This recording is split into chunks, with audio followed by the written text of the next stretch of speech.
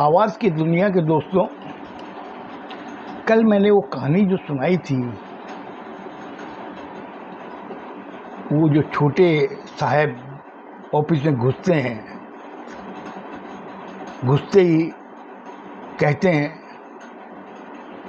कि जब मैं ऑफिस में घुसूं, घुसते ही ऑफिस का सारा स्टाफ कुर्सी छोड़ के खड़ा हो जाएगा और जब मैं चैम्बर में जाऊं तो वो बैठ सकते हैं। उसके बाद आगे क्या हुआ? वो ऑफिस में अपने चैम्बर में जाके बैठता है। बैठते ही अचानक उसके फ़ोन की घंटी बजती है। वो फ़ोन को उठाता है। उठाते ही उधर से आवाज़ आती है, अरे यार क्या हालचाल है। वो उस आवाज़ को पहचान लेता है। अरे बोला, तुम कब आए इंडिया? बोले, तुम्हारे 2 दिन बाद ही मैं आ गया था। और कहाँ पे हो? बोला, मैं भी एक क्लब में बैठा हुआ हूँ। बोले, क्लब में बैठे हुए हो? बोला, हाँ। बोले, ऑफिस आ जाओ। बोले, नहीं नहीं यार, तुम आ जाओ, अपना पुरानी यादें ताज़ा करेंगे। इतना कहते ही वो उठता है, अपने पर्सनल सेक्रेटरी को कहता है कि तुम ऑफिस को देखना, मैं आता हूँ। इतना कह करके वो क्लब में चला जाता है। क्लब में अपने दोस्त से मिलता है, पुरानी यादें ताज़ा करता है और एक अलग सा सुकून मिलता है। उसका दोस्त कहता है कि बेटर आता है। कहिए साहब। बोले, 2 पेग लेकर के आओ। अब वो 2 पेग लेकर के आता है। उस समय उससे कहता है, ले पियो। अब दोनों दोस्त पी रहे हैं, अपनी बाहर की जो मेमोरी थी उसको साझा कर रहे हैं। पीते पीते 1 पेग हो जाता, 2 पेग हो जाता, 3 पेग हो जाता है। होने के बाद में उसका दोस्त कहता है कि देखो यार, मैं तो अब जा रहा हूँ और कल मिलेंगे अपने लोग। बोले, यार ठीक है, बहुत अच्छा लगा, बहुत मज़ा आया, ठीक है।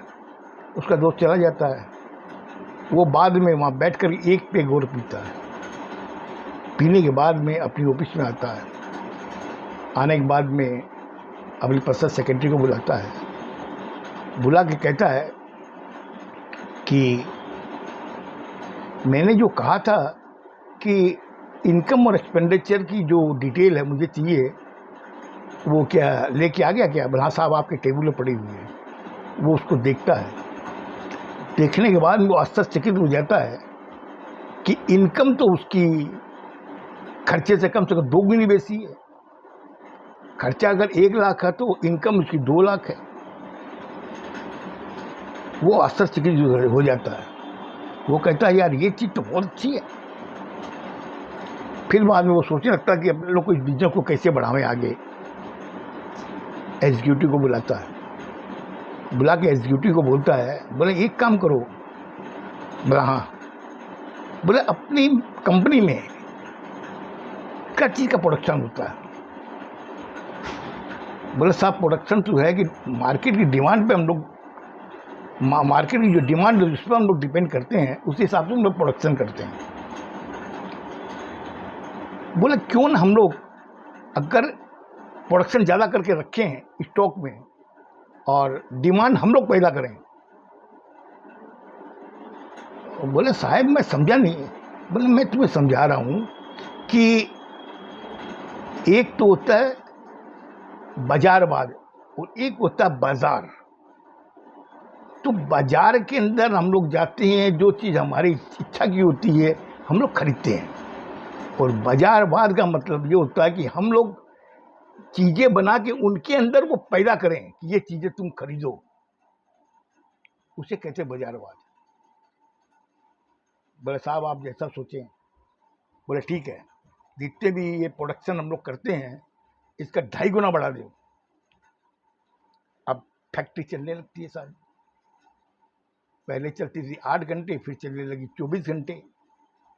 प्रोडक्शन हो रहा है, माल जा रहा। माल तो जितना उनको डेली जो भेजते थे उस हिसाब से जा रहा है। प्रोडक्शन बढ़ता जा रहा है। एक समय ऐसा आ जाता है कि फैक्ट्री में सामान रखने की जगह नहीं है, लेकिन डिमांड उस हिसाब से नहीं बढ़ी। अब वो सोचता है कि इसके लिए हम लोगों को तो एडवर्टीजमेंट का सहारा लेना पड़ेगा। और वो एडवर्टीजमेंट के लिए एग्जीक्यूटिव को बोलता है कि भाई जो भी एडवर्टीजमेंट वाले हैं कंपनीज, उनको बुलाइए, उनके साथ वो मीटिंग करता है। बोला देखिए ये जितने भी हमारे प्रोडक्ट हैं इसको आप डिस्प्ले कीजिए, इतना डिस्प्ले कीजिए कि लोग बाग उसको खरीदने के लिए एकदम आतुर हो जाएं। अब उसका पब्लिसिटी इतनी होने लगती है, उसका एक अलग एक्सपेंसेस ऐड हो जाता है। एक्सपेंसेस इस हिसाब से होता है कि जब मीडिया में जब कोई प्रोडक्ट जाता है तो उसकी एक्सपेंसेस कॉस्ट काफ़ी बढ़ जाती है। अब वो इतनी बढ़ जाती है कि उसको कम से कम महीने का 10 लाख रुपया खाली एडवर्टीजमेंट के लिए देना पड़ रहा है, लेकिन वैसी उसको कोई रिस्पॉन्स नहीं मिलती है। लेकिन पेमेंट तो हर महीने वो 10 लाख रुपया हो रहा है, प्रोडक्शन वैसे ही बढ़ रहा है। अब वो बोलता क्या करें, ये प्रोडक्शन बहुत हो गया, और जितनी उनके पास में जो जमा पूंजी थी बैंक से उसने और भी लोन ले लिया, लेके उस बिजनेस को बढ़ाता गया, प्रोडक्शन करता गया।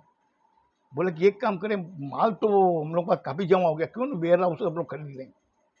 अब वेयर हाउस वो लोग खरीदते हैं, खरीदने का मतलब कि भाड़े पे लेते हैं, लेके अपना जो प्रोडक्ट है उसको वहाँ शिफ्ट करने लगते हैं कि इसकी जब डिमांड बढ़ेगी, जब पब्लिसिटी हम लोग कर रहे हैं तो इसकी जब डिमांड बढ़ेगी तो हम इसको सेल करेंगे, उससे हम लोग अच्छे पैसे मिलेंगे।